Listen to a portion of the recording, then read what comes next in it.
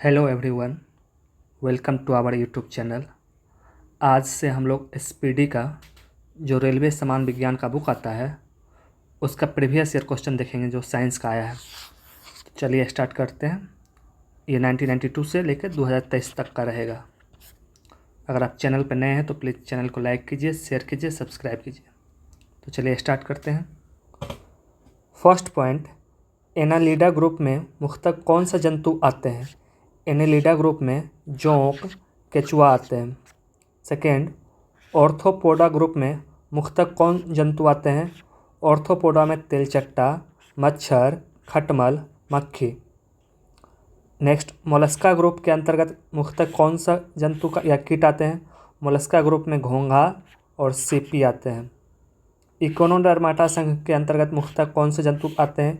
इकोनोडर्माटा संघ के अंतर तारा मछली मतलब स्टार फिश और ब्रिटल स्टार। मनुष्य का पाचन क्रिया का प्रारंभ कहाँ से होता है? मनुष्य का पाचन क्रिया प्रारंभ होता है मुख से।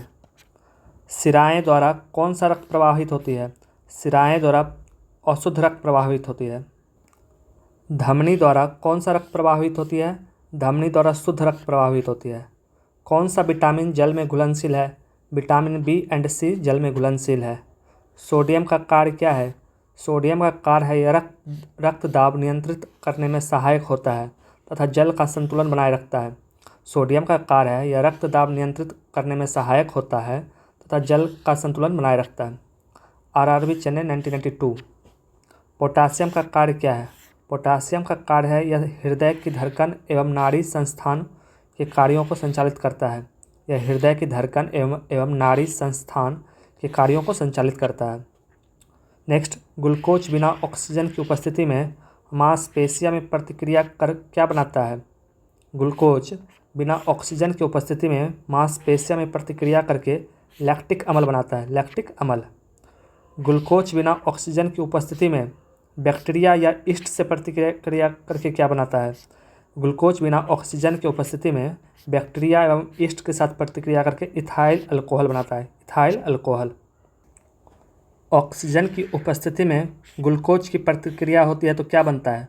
ऑक्सीजन की उपस्थिति में ग्लूकोज की प्रतिक्रिया होती है तो कार्बन डाइऑक्साइड और जल का निर्माण करता है। कार्बन डाइऑक्साइड और जल का निर्माण होता है। एनिलिडा में उत्सर्जन उसके किस उत्सर्जी अंग द्वारा होता है? एनिलिडा में उत्सर्जन उसके नेफ्रिडिया अंग के द्वारा होता है। मूत्र का पीएच मान क्या है? मूत्र का पीएच मान 6 है। बाह्यस्रावी एवं अंतःस्रावी दोनों प्रकार के किस ग्रंथि में होते हैं? ये होते हैं अग्नाशय में। अग्नाशय। पीयूष ग्रंथि या पिट्यूटरी ग्रंथि को किस अन्य नाम से जाना जाता है? पीयूष ग्रंथि एवं पिट्यूटरी ग्रंथि को मास्टर ग्रंथि के नाम से जाना जाता है। स्प्रिंग को अपनी समान लंबाई पर वापस लौटने के लिए लगाने वाला बल कहलाता है। स्प्रिंग को अपने समान लंबाई पर वापस लौटने के लिए लगने वाले बल को कहते हैं प्रत्यनयन बल। आरआरबी जम्मू 1992। पौधे के सबसे अच्छे उर्वरक कौन है?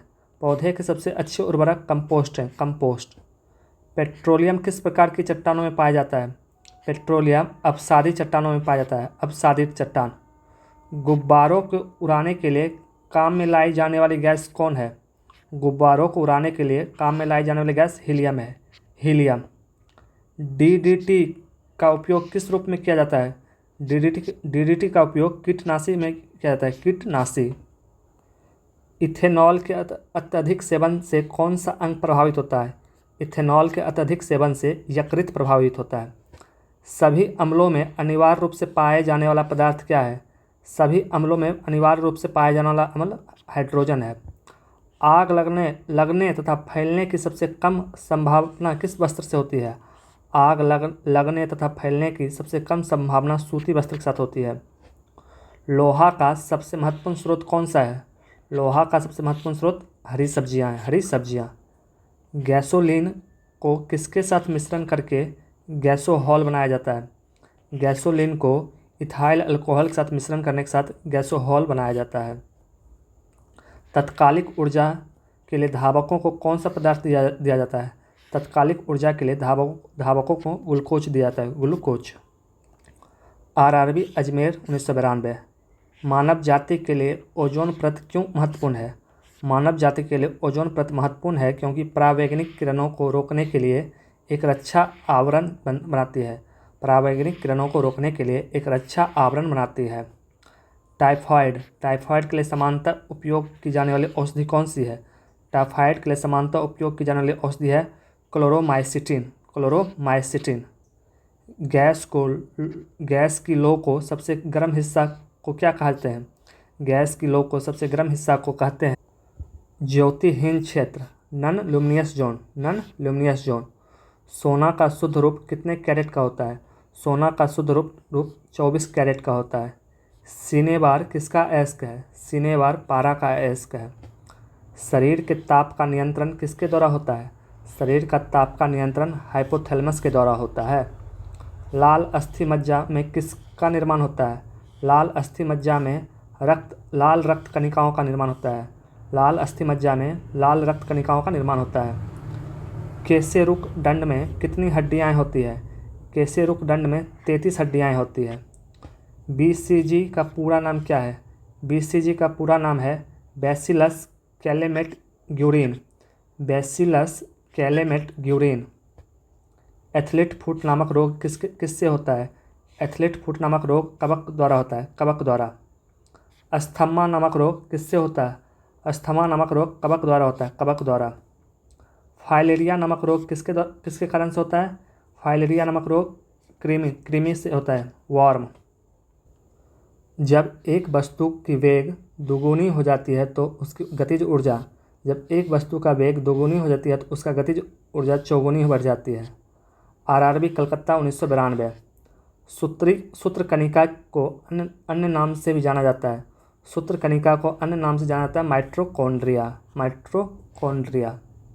वट वृक्ष पादपों के किस वर्ग में आता है? वट वृक्ष पादपों के एंजी आवर्तबीजी में आता है, आवर्तबीजी। फ्लेम ऑफ द फॉरेस्ट का अर्थ क्या है?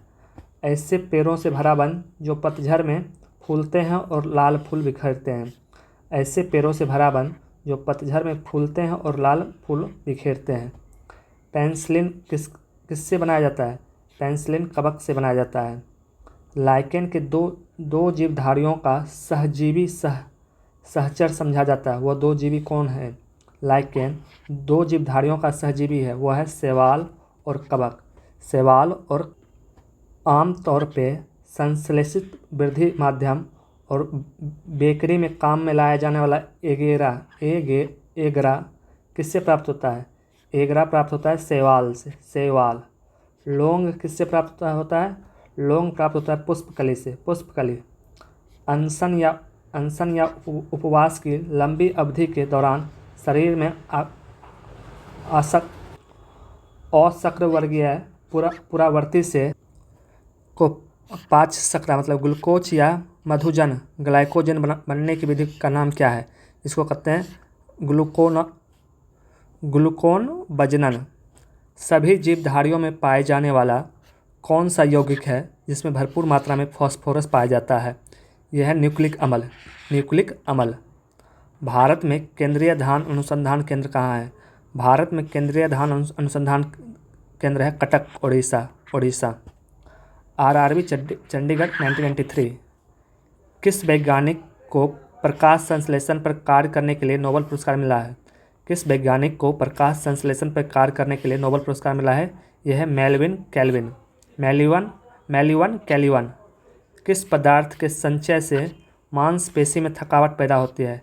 किस पदार्थ के संचय से मांसपेशी में थकावट पैदा होती है? यह है लैक्टिक अम्ल। किन रुधिर कोशिकाओं की मदद से रोगों का प्रतिरोध पैदा होता है? किन रुधिर कोशिकाओं की मदद से रोगों के प्रति प्रतिरोध पैदा होता है? इसको कहते हैं लिम्फोसाइट। मनुष्य में लाल रुधिर कोशिकाओं के जीवन की अवधि कितनी होती है? मनुष्य में लाल रुधिर कोशिकाओं का जीवन अवधि 120 दिन का होता है। सीरा रक्त को ऑक्सीकरण के लिए फेफड़ों तक किसके द्वारा लाया जाता है? सीरा रक्त को ऑक्सीकरण के लिए फेफड़ों तक फुफ्फुस धमनी के द्वारा लाया जाता है। आरआरबी भुवनेश्वर 1993। कृत्रिम गुर्दा किस सिद्धांत पे कार्य करता है? यह कार्य करता है डायलिसिस पे। एक व्यक्ति को आँखों का रंग काला, नीला एवं भूरा उस वर्ण पिगमेंट पे आश्रित है किसमें पाया जाता है? ये पाया जाता है पिगमेंट आइरिस में, आइरिस। जब आँखें में धूल चली जाती है कौन सा हिस्सा सूजकर गुलाब हो जाता है? ये गुलाब हो जाता है कंजक्टिवा, नेत्र श्लेष्मला, कंजनकटिवा। बच्चों को दूध पीते समय स्तनों में दूध का निष्कासन किसकी मदद से होता है? यह होता है ऑक्सीटोसिन की मदद से। निषेचन सामान्यतः कहाँ होता है? निषेचन सामान्यतः फैलोपियन ट्यूब में होता है, फैलोपियन ट्यूब में। कृत्रिम वीर्यसेचन के उद्देश्य से वृषभ वीर्य को किसमें संचित किया जाता है? यह संचित किया जाता है द्रव नाइट्रोजन में। किस पादप का पुष्प सबसे बड़ा होता है? रैफलेशिया का पुष्प सबसे बड़ा होता है, रैफलेशिया। आरआरबी सिकंदराबाद 1993। औसत फल मुख्य रूप से कौन कौन है? औसत फल नारियल हो गया, कटहल एंड सेब, ये तीनों औसत फल हैं। किसी वृक्ष की आयु कैसे पता चलती है? किसी वृक्ष की आयु बल्लियों को गिनकर, रिंग को गिनकर पता चलता है। हाइड्रोपोनिक्स क्या है? बिना मिट्टी के पादप उगाना, बिना मिट्टी के पौधा उगाना को हाइड्रोपोनिक्स कहते हैं। किस वैज्ञानिक को आनुवांशिक का पिता कहा जाता है? आनुवांशिक का पिता कहा जाता है ग्रेगर मेंडल को, ग्रेगर मेंडल। किसी बच्चे को लिंग निर्धारण किससे होता है? किसी बच्चे का लिंग निर्धारण पिता के गुणसूत्रों से होता है, पिता के गुणसूत्रों से। मनुष्यों में गुणसूत्रों की संख्या होती है 46। मनुष्यों में गुणसूत्रों की संख्या होती है 46। जो लोग मक्का को मुख्य अनाज की तरह आहार में लेते हैं उनमें किस विटामिन की कमी की संभावना होती है? जो लोग मक्का को मुख्य अनाज के रूप में आहार लेते हैं उनमें विटामिन B1 की कमी होती है, विटामिन B1। किसी सदिश का परिमाण कभी भी नहीं हो सकता है। किसी भी सदिश का परिमाण ऋणात्मक नहीं हो सकता है, निगेटिव नहीं हो सकता है। कपास रेशा किससे प्राप्त होता है? कपास रेशा प्राप्त होता है बीजों से। आरआरबी गुवाहाटी 1993। ताजे निकले मूत्रों में कोई खास गंध नहीं आती है लेकिन कुछ समय बाद उसमें अमोनिया जैसी तेज गंध आने लगती है। क्यों? क्योंकि जीवाणुओं द्वारा यूरिया अमोनिया में बदल जाता है। यूरिया जब अमोनिया में बदल जाता है तब उसमें गंध आता है। किस मछली में सल्क नहीं होता है? कैटफिश में सल्क नहीं होते हैं। ज़्यादातर मछलियाँ जल में क्यों नहीं डूबती है? ज़्यादातर मछलियाँ इसलिए नहीं डूबती है कि स्विम ब्लैडर के कारण, उसमें स्विम ब्लैडर रहता है। सर्वप्रथम विषाणु को शुद्ध क्रिस्टलीय रूप में किस वैज्ञानिक ने अलग किया था? सर्वप्रथम विषाणु को शुद्ध क्रिस्टलीय रूप में अलग किया था WM स्टेनले ने। ग्रेगर मेंडल ने किस पौधे पर शोध कर आनुवांशिक सिद्धांत का प्रतिपादन किया था? यह था मटर के पौधे। लिटमस किससे मिलता है? लिटमस लाइकेन से मिलता है, लिटमस लाइकेन से मिलता है। आरआरबी रांची 1993। मलेरिया के उपचार में दवा किस स्रोत से प्राप्त किया जाता है? मलेरिया के उपचार में दवा सिनकोना वृक्ष से प्राप्त होता है, सिनकोना। अफीम जो एक पादप उत्पादन है ये किससे प्राप्त होता है? अफीम जो एक पादप उत्पादन है ये सूखे लेटेक्स से प्राप्त होता है, सूखे लेटेक्स। वाणिज्यिक कॉमर्शियल काग किसके छाल से प्राप्त होता है? कॉमर्शियल काग बलूत या ओक के छाल से प्राप्त होता है। पश्मीना ऊन बकरी के किस नस्ल से प्राप्त होता है? पश्मीना ऊन बकरी के चेंगथंगी नस्ल से प्राप्त होता है, चेंगथंगी। मवेशियों में बांझपन किस रोग के कारण होता है? मवेशियों में बांझपन रोग बेंग रोग के कारण होता है, बेंग रोग। अधिक शराब पीने वाले लोग अधिकांशतः किस बीमारी से मरते हैं? अधिक शराब पीने वाले लोग अधिकांशतः सिरोसिस रोग से मरते हैं, सिरोसिस। राइबोसोम किसका कार्य करती है? राइबोसोम एक प्रोटीन संश्लेषण का कार्य करती है, राइबोसोम एक प्रोटीन संश्लेषण का कार्य करती है। मरुस्थल में उगने वाले पौधे को क्या कहते हैं? मरुस्थल में उगने वाले पौधे को जेरोफाइट कहते हैं, जेरोफाइट। आरआरबी कोलकाता 1994। भोपाल में 1984 में जो गैस लीक हुई थी वह कौन सी गैस थी? भोपाल में 1984 में जो गैस लीक हुई थी वह थी मिथाइल आइसोसाइनाइड। भैंस का मुख्यतः नस्ल कौन कौन सी है? भैंस का मुख्यतः नस्ल मुर्रा, सुरती, भदवाड़ी, जफराबादी और मेहसाना है। केंद्रीय बकरी अनुसंधान संस्थान स्थापना कहाँ की गई है? केंद्रीय बकरी अनुसंधान संस्थान की स्थापना की गई है उत्तर प्रदेश के मथुरा के पास मखदूम में। राष्ट्रीय ऊँट अनुसंधान केंद्र कहाँ है? राष्ट्रीय ऊँट अनुसंधान केंद्र है बीकानेर राजस्थान, बीकानेर राजस्थान में। दालचीनी कहाँ से प्राप्त होता है?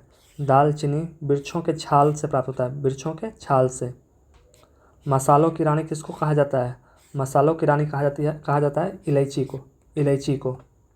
फूलों का अध्ययन कहलाता है, फूलों का अध्ययन कहलाता है एंथोलॉजी, एंथोलॉजी। पैडोलॉजी किसका अध्ययन किया जाता है? पैडोलॉजी में किसका अध्ययन किया जाता है? पैडोलॉजी में मिट्टी का अध्ययन किया जाता है।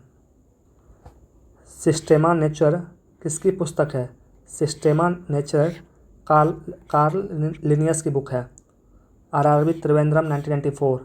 दूध से दही के रूप में जमने का कारण क्या है? दूध से दही के रूप में जमने का कारण लैक्टोबैसिलस है, लैक्टोबैसिलस। विषाणु में क्या होता है?